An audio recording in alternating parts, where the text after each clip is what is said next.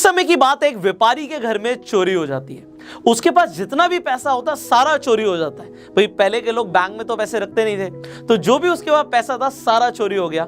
अब वो सोचता है व्यापारी कि मैं व्यापार करूंगा कैसे, अब तो मेरे पास व्यापार के लिए पैसा ही नहीं है। अब पैसा होता नहीं है, धीरे धीरे जरूरतें सामने आने लगती हैं और जो घर का सामान भी होता है वो भी बिकना शुरू हो जाता है। एक समय ऐसा आता है कि घर में खाने के लिए भी कुछ नहीं होता। अब उस व्यापारी की वाइफ उसे बोलती है कि आप राजा के पास जाइए, राजा ही आपकी मदद करेंगे, अब आप हमारी मदद कोई और कर ही नहीं सकता। तो वो जो व्यापारी होता है बहुत समझदार होता है, बहुत इंटेलिजेंट होता है, उसे गाना भी बहुत अच्छा आता है। तो वो राज दरबार में पहुंच जाता है और राजा को ऐसे ऐसे भजन सुनाता है, ऐसे ऐसे गाने सुनाता है कि राजा बहुत खुश हो जाता है, प्रसन्न हो जाता है और बोलता है कि मांगो तुम्हें क्या चाहिए। अब व्यापारी बहुत समझदार होता है।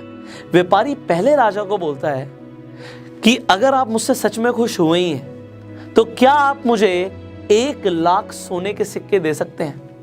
अब राजा बोलता है पागल हो गए हो, तुमने मुझे गाना ही तो सुनाया, गाने गाने के कौन भाई 1 लाख सिक्के लेके जाता है। पूरा दरबार उस आदमी पे हंस रहा होता है। अब वो व्यापारी इस बात से नाखुश हो जाता है।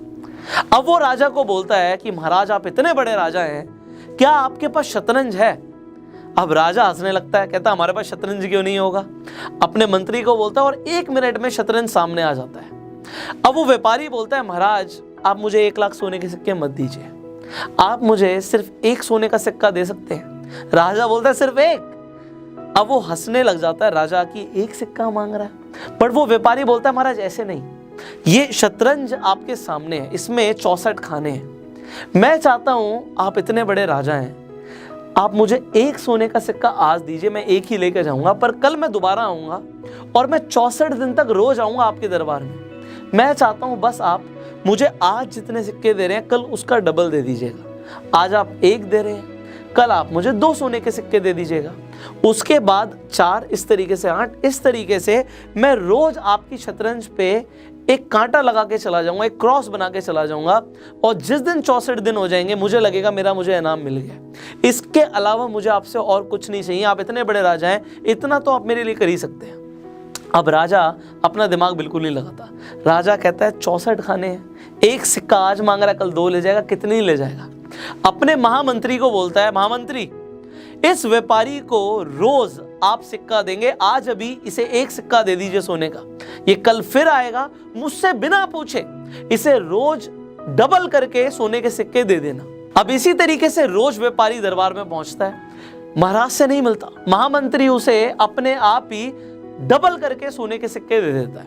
तो पहले दिन तो उसे जहां पे 1 सोने का सिक्का मिलता है, दूसरे दिन मिलते हैं 2, पर 23वें दिन कुछ ऐसा होता है कि राजा भी घबरा जाता है। महामंत्री भागा भागा राजा के पास आता है और बिल्कुल पसीना टपक रहा है, घबराया हुआ है महामंत्री और उससे बोला नहीं जा रहा। अब राजा बोलता है हुआ क्या है महामंत्री, मेरे सामने ऐसे क्यों आए हो, किसी ने हमला बोल दिया क्या हमारे ऊपर, क्या हुआ क्या है मुझे बताओ। महामंत्री बोलता है महाराज हमारा पूरा महाकोष खाली हो गया, हमारे पास अब कुछ नहीं बचा, सब लुट गया, सब चला गया। राजा बोलता है पागल हो गए हो, किसने चुराया, किसने हमारी सारी संपत्ति ले ली, हमारा सारा सोना कहां गया। वो महामंत्री बोलता है महाराज आपको याद है वो व्यापारी जो 23 दिन पहले दरबार में आया था, उसने हमारे साथ एक साजिश करी है, हमारे सारे सिक्के वो लेके जा चुका है। आज ही मैंने उसे 41,94,304 सिक्के दिए। राजा कहता है पागल हो गए हो, तुमने किससे पूछ के उसे 41,94,304 सिक्के दे दिए, इतने थोड़ी देने थे उसे। महामंत्री बोलता है महाराज आपको अपना वचन याद नहीं, आपने बोला था मुझसे बिना पूछे ही उसे हर रोज डबल करके सोने के सिक्के दे देना। महामंत्री बोलता है मैंने बिल्कुल वैसे ही किया महाराज, मैंने उसे पहले दिन 1 सिक्का दिया था, दूसरे दिन 2 दिए, तीसरे दिन 4 दिए, चौथे दिन 8 दिए, 5वें दिन 16 दिए, 8वें दिन तक 128 सिक्के दिए थे। तो राजा बोलता है बाकी के कहां गए। महामंत्री बोलता है महाराज आगे तो सुनिए, 9वें दिन तक उसे 256 सिक्के गए थे, बट 16वें दिन तक उसे 32,000 से ज्यादा सिक्के चले गए। इसी तरीके से 17वें दिन 65,000 से ज्यादा मैंने उसे दिए, उसके बाद डबल होना शुरू हो गया महाराज। 18वें दिन तक मुझे लगा है बहुत सारे सोने के सिक्के लेके जा रहा है, क्योंकि 1,31,000 से ज्यादा सिक्के मैंने उसे दिए थे। पर उसके बाद 19वें दिन 2 लाख से ऊपर, 20वें दिन 5 लाख से ऊपर, 21वें दिन 10 लाख से ऊपर और 22वें दिन 20 लाख से ऊपर। 20 लाख सोने के सिक्के तक मुझे लगा हमारे पास है, अभी राजकोष में बहुत पैसा होगा। बट आज मैंने जब उसे 41 लाख से ज्यादा सिक्के दिए, मैंने देखा अब राजकोष में कुछ नहीं बचा, और इसीलिए मैं आपके सामने आया हूं।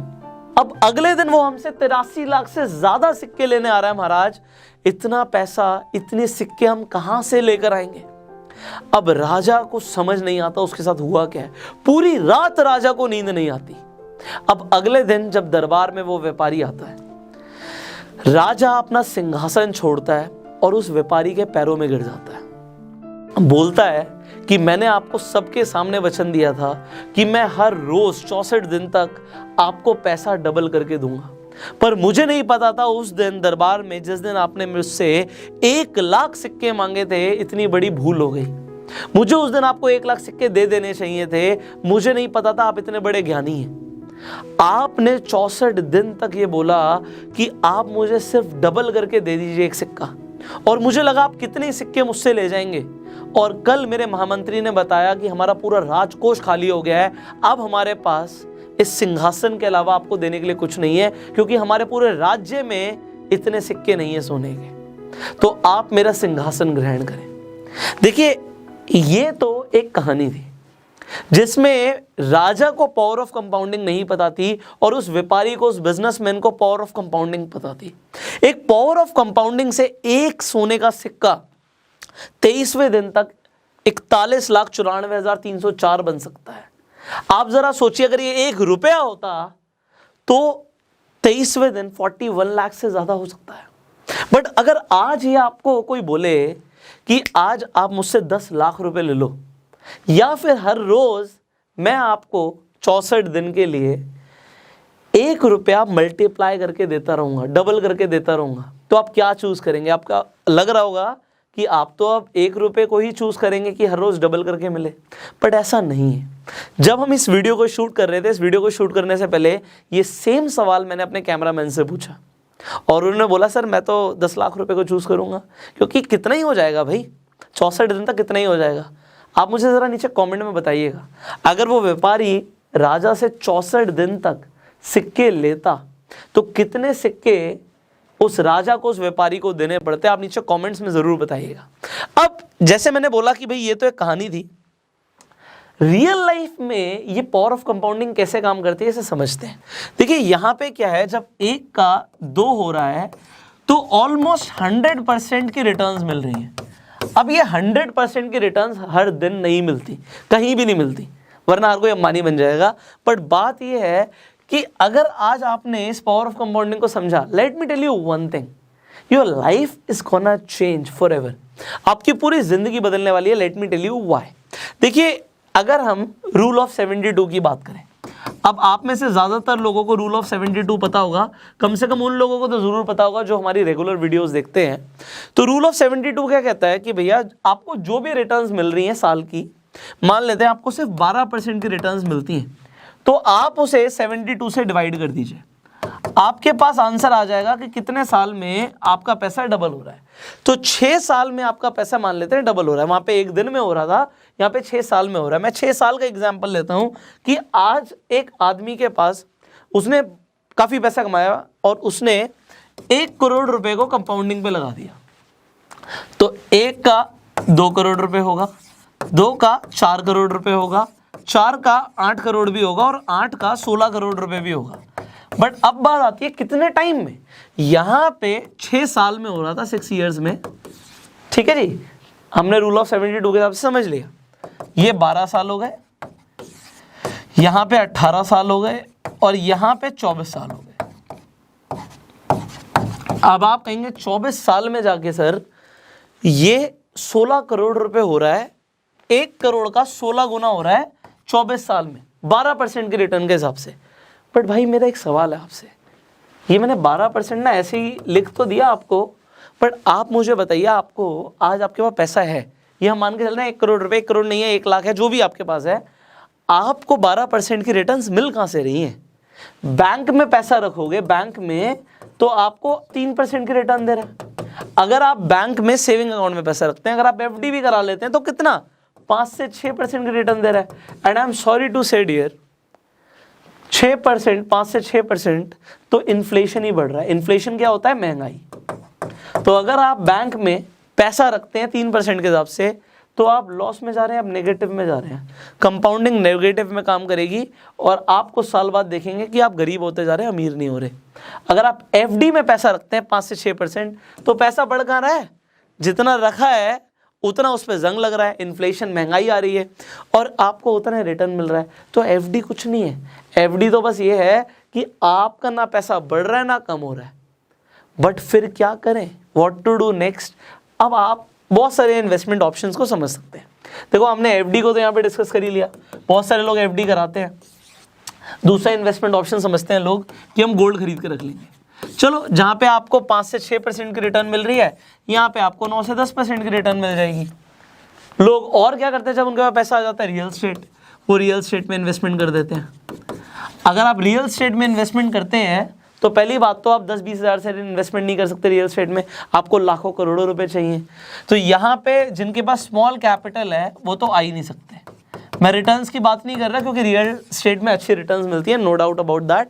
डिपेंडिंग आप क्या खरीद रहे हो, कहाँ खरीद रहे हो, एंड खासकर लैंड में आप इन्वेस्टमेंट करोगे तो आपको डेप्रिसिएशन तो होता नहीं, उसमें आपको एप्रिसिएशन ही होना है। बट बात ये आती है क्योंकि पॉपुलेशन हमारी बहुत ज़्यादा है तो रियल स्टेट में पैसा बढ़ेगा। बट अगर कैपिटल स्मॉल है तो you are out of the game. Then लोग म्यूचुअल फंड्स में इन्वेस्टमेंट करते हैं। अब म्यूचुअल फंड्स में भी लोग किस तरीके से इन्वेस्टमेंट करते हैं? या तो इक्विटी इन्वेस्टमेंट लेते हैं, इक्विटी म्यूचुअल फंड्स, और डेट म्यूचुअल फंड्स भी रह सकते हैं सेफ साइड के लिए। अब equity is a very important thing. यहाँ पे इस इक्विटी को मैं समझा देता हूँ क्योंकि आप अगर म्यूचुअल फंड्स में जाओगे, अच्छे म्यूचुअल फंड्स में आपको 15% से ज़्यादा की भी रिटर्न मिल सकती है, जो हम अभी 12% की बात कर रहे थे। अब ये इक्विटी का मतलब क्या होता है? शेयर्स में इन्वेस्टमेंट। अब आपको लग रहा होगा शेयर मार्केट तो बड़ा रिस्की है। देखो रियल लाइफ में कंपाउंडिंग कैसे काम करता है भी बताऊंगा। अगर आपने कोरोना वायरस से पहले किसी भी अच्छी कंपनी के शेयर खरीदे होते तो कम से कम मरे से मरा आपका पैसा डबल तो हो ही चुका होता। ऐसी भी कुछ कंपनीज हैं जिसमें कोरोना के बाद अभी तक, लॉकडाउन के बाद की बात कर रहा हूँ, 10 गुना पैसा बढ़ चुका है। कितने टाइम पीरियड में? बहुत ही कम टाइम पीरियड में। अगर कोई इस मल्टीप्लिकेशन इफेक्ट को कंटिन्यू रखे तो कितना पैसा कमा सकता है? ऐसा नहीं कह रहा मैं हर बार 10 गुना होगा, बट ऑन एन एवरेज अगर आप अच्छे शेयर्स में इन्वेस्टमेंट कर रहे हो, ये 15% छोड़ो, आप 18% से ऊपर की रिटर्न्स ईजी ला सकते हो, ईजिली लेकर आ सकते हो ये, अगर आप अच्छे शेयर्स में इन्वेस्टमेंट कर रहे हो। अब 18% की रिटर्न इन्वेस्टर्स के लिए है।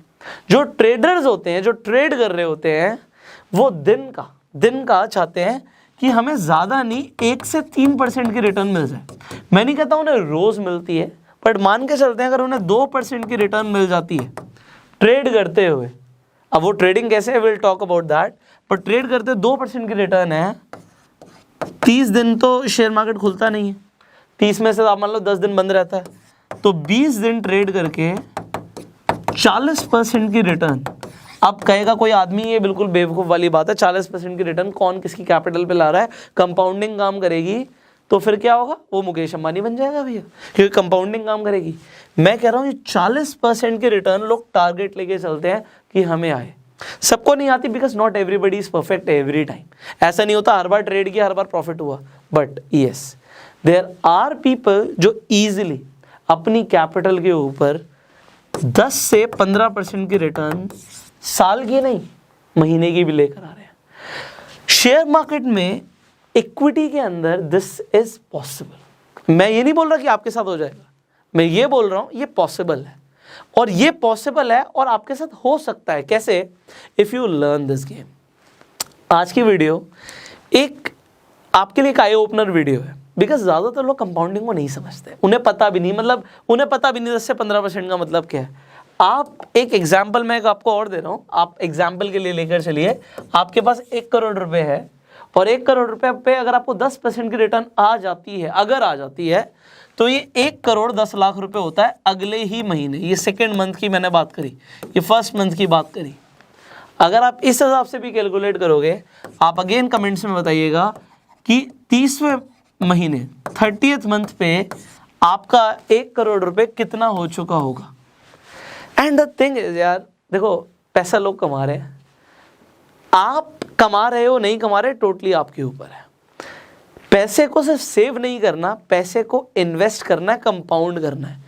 जिसने कंपाउंडिंग सीख ली वो आदमी अमीर बन रहा है और अमीर बनता चला जाएगा। जो आदमी इसमें से पैसा खर्च कर देगा, 1 करोड़ 10 लाख रुपए हुए, 10 लाख रुपए की जाके भाई साहब नई गाड़ी ले आए और वो पैसा खर्च हो गया, तो फिर वो कंपाउंडिंग बीच में ब्रेक हो जाएगी। सो इसके ऊपर हम डिटेल में भी आगे भी बात करेंगे। If you want to learn more about share market, subscribe कर लो इस चैनल को, बेल आइकन पे क्लिक कर दो, because it's not just about share market. See I am a business coach, I am a financial coach, और finance से related, business से रिलेटेड, मार्केटिंग से रिलेटेड, आपकी वेल्थ मैनेजमेंट से रिलेटेड आपको जो भी सीखने की जरूरत है ना, आपको इस चैनल पे मिलेगा। So if you want to learn more, subscribe this channel, click on the bell icon. And अगर आपके सवाल हैं, बहुत सारे सवाल हो सकते हैं, दिमाग में क्यूरोसिटी आ गई होगी, कमेंट्स में पूछो, बिकॉज उन्हीं टॉपिक्स के ऊपर हम आपके लिए बहुत जल्दी वीडियोस लेकर आएंगे। So you can share this video because as I told you it is an eye opener video. And अपना प्यार देने के लिए इस वीडियो को आप लाइक कर सकते हैं। फेसबुक पे वीडियो देख रहे हैं फॉलो कीजिए, यूट्यूब पे देख रहे हैं subscribe, click on the bell icon. I will see you in the next video. Till that time, you are self made.